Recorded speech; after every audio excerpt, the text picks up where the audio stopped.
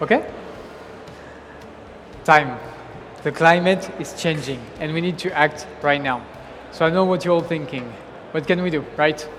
Well, scientists says we need to consume less and we need to consume better. So today we're going to be in my coffee shop that's called the Next Era. It's going to be my proposition for a better future because I believe we have to work together as coffee consumers and coffee professionals to think different. Hello judges and welcome to the Next Era. The two geishas I'll be serving today both comes from Colombia and they gather all the important ingredients for a sustainable recipe. First of all, they grow in a tropical forest, a rich multicultural environment that leads to a complex and aromatic cup. And they're both fermented with a natural carbonic maceration that is less greedy in resources and energy. Those two geishas from Néstor Lasso of Finca El Diviso and Jairo Lopez of Finca La Esperanza are really beautiful on their own. But by making them work together, as we need to work together, they create such a unique cup of coffee that makes me able to showcase the concept of the Next Era. So today, we're going to make a blend. After harvesting and sorting the cherries, Jairo Lopez places them in the seal tank to start the natural carbonic maceration. Here, the juice produced for the first 2 days is cooled down and put back in the tank to make sure the fermentation happens at around 15 degrees. This in order to develop a refreshing flavor profile that today you will feel as grapefruit, blood orange, and ginger. Then, 4 days later, the fermentation is complete and the coffee is getting to dry on raised bed for 25 days in order to preserve those aromatic compounds. We're going to use 70% of this coffee for its elegance, quality, as a base in our blend. Now, on the other hand, Néstor Lasso starts his process by oxidating the cherries in an open-up tank for 48 hours in order to lower the pH and start the development of lactic bacteria. This will result in a smooth and silky body today with a higher perception of sweetness. Then, after sorting the cherries in some cold water, he creates a thermal shock using water at 50 degrees in order to stop the development of those lactic bacteria and open up the pores of the coffee.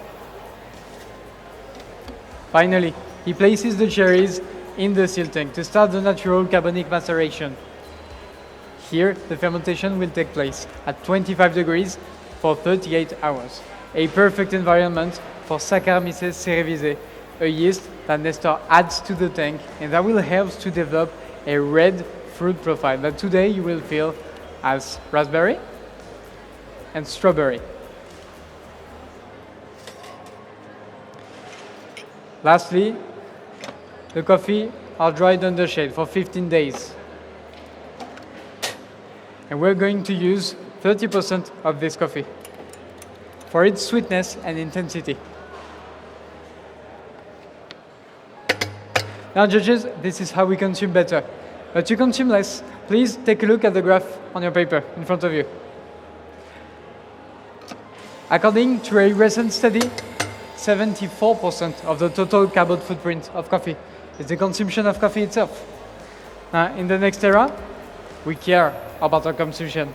So today, by blending those two specific coffee, I'm able to deliver a low dose of espresso using only 17 grams in for 44 grams out, brewed at 92.9 degrees. This recipe will give you light, accessible coffee with a good waste management. But to do so, I ask my roaster to develop both those coffee for at least 100 seconds in order to get some solubility. Then, to avoid channeling, I use some needles to distribute the grind evenly through the bug. This to ensure stability during extraction. With this recipe, judges, you'll get some notes of, please write down. On the first sip, you will have a citric acidity combined with notes of blood orange, raspberry, and grapefruit.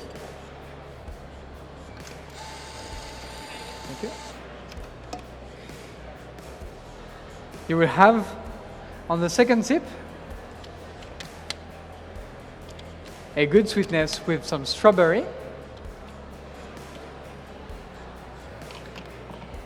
white grape, and a tartaric acidity with a refreshing ginger finish. As I said, the texture is going to be smooth and silky all the way through.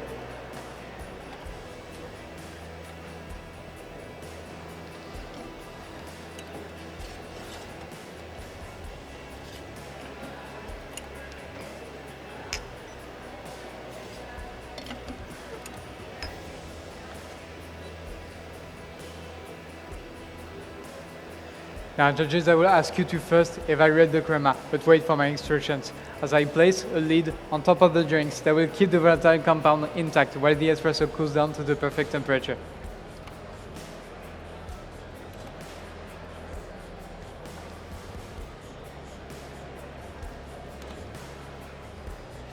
Here we go.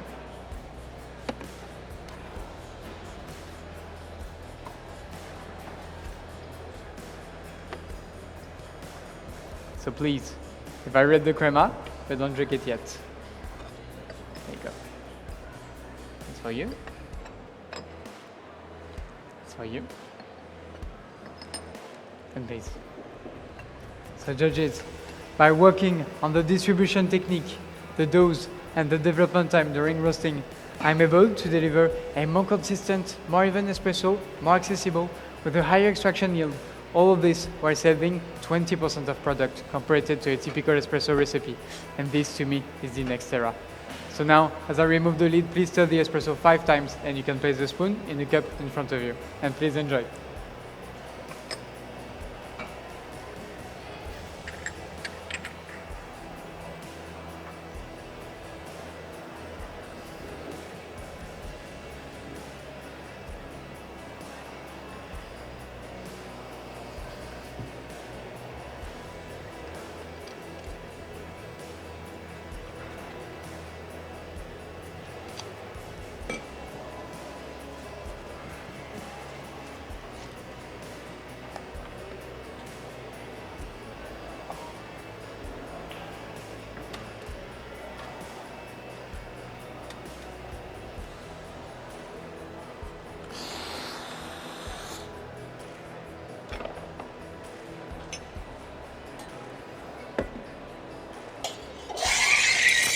All right, judges, let's move on. For your milky beverage, I use the recipe of 1 part of espresso for 5 parts of milk steamed around 55 degrees to highlight the fruity and floral profile of this coffee. It will get you some nice notes of, please write down, banana bread, a vanilla caramel ice cream sensation, and a floral lavender finish.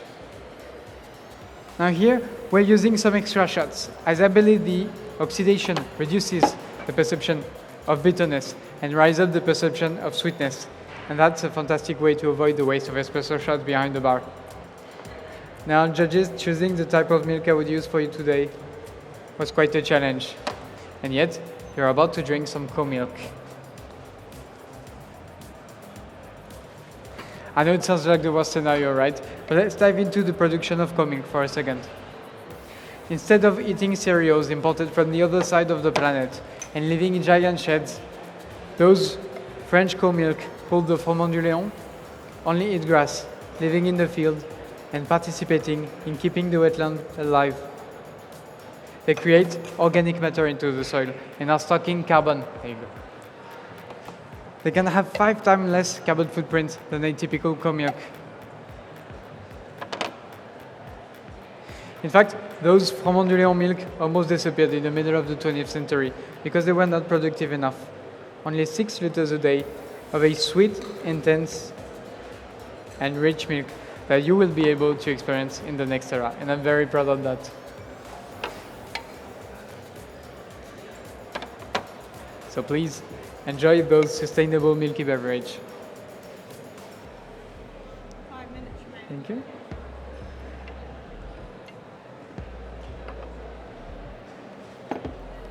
There you go.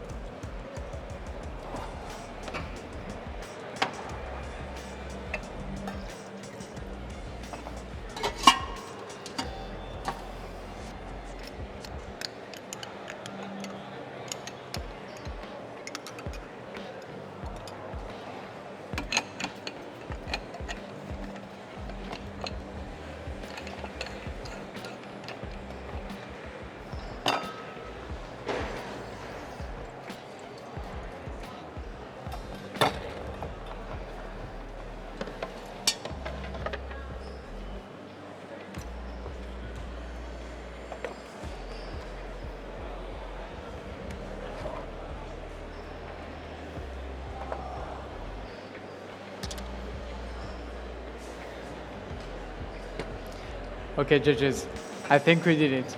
I think we consume less, and I think we consume better. So let's celebrate together the next era. Champagne, anyone? In France, we often drink champagne with blackcurrant, and it's called a royal kir. So today, we're going to use 8 milliliters per drink of a lacto-fermented blackcurrant syrup that I made out of jam. I used the recipe of 100 grams of jam that I diluted with 1 gram of lactic ferment and 40 grams of water, and let this to sit for 6 days at 25 degrees. This fermentation is going to bring body sweetness and create a new note of fig. Then my espressos, of course, cold and combined with the other ingredients, they create a new note of quince. If you're not familiar, it's similar to apple. But once I have made my espressos, 10% of the organic matter remains inside my coffee puck.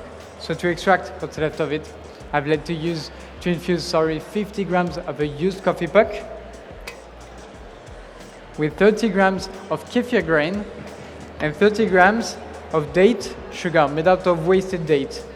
All of this with 500 grams of water for 3 days at room temperature.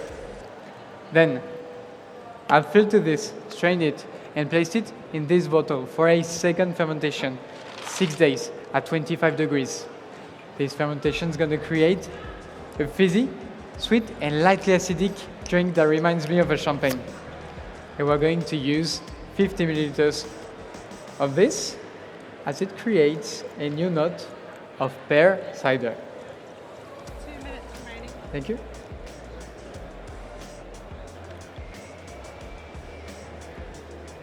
So judges, as a reminder, you can write down the following. You will find pear cider,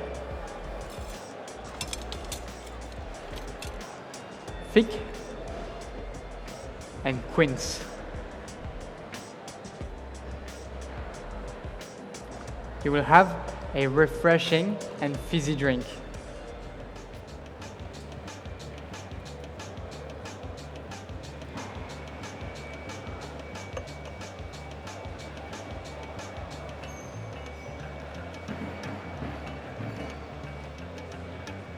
Here we go, perfect.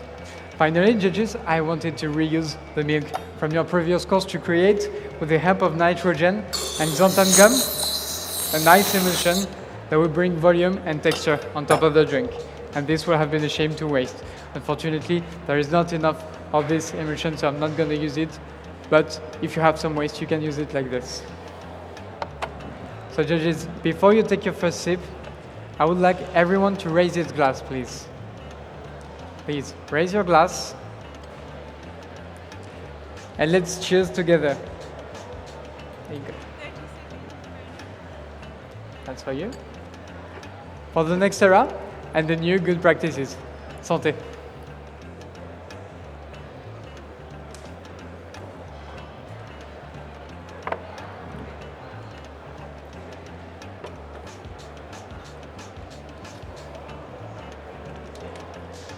Thank you very much for letting me the time and opportunity to showcase the concept of the next era. Time. Et un grand merci, Brice Robin.